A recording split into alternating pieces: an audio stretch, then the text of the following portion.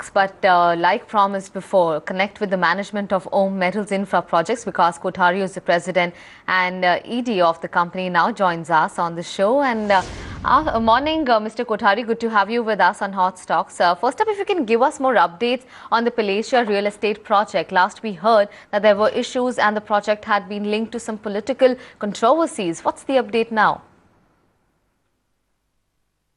The latest development on that is that the Supreme Court has given a verdict wherein the Supreme Court has nullified all the decisions of the state government where the state government was trying to cancel a lot of permissions. So that has been nullified.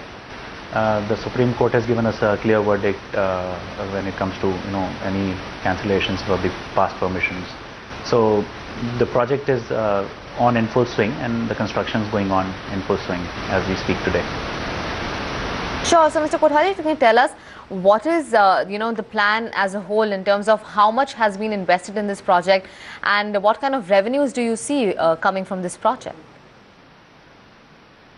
So, this particular project entails a development of roughly around 630,000 square feet of high-end residential at a very prime location. This is the most prime location Jaipur can have, and we are developing a very high-end residential project here. So, we are one of the most expensive projects in Jaipur, and because of all the amenities and facilities that we are providing there. So we are expecting to get revenues of over 700 crores in this project, and that is to be done over the next 2 to 3 years.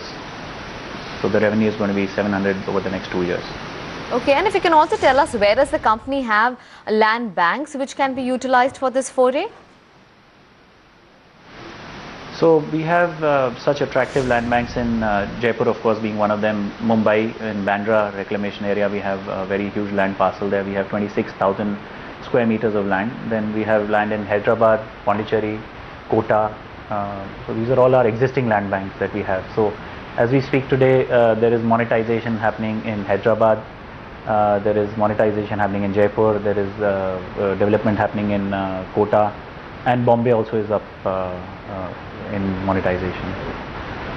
And let's talk about the traction. Let's talk about the engineering side of the business. What's the kind of traction that you're seeing there? And are you seeing traction in hydro projects as well as irrigation sector?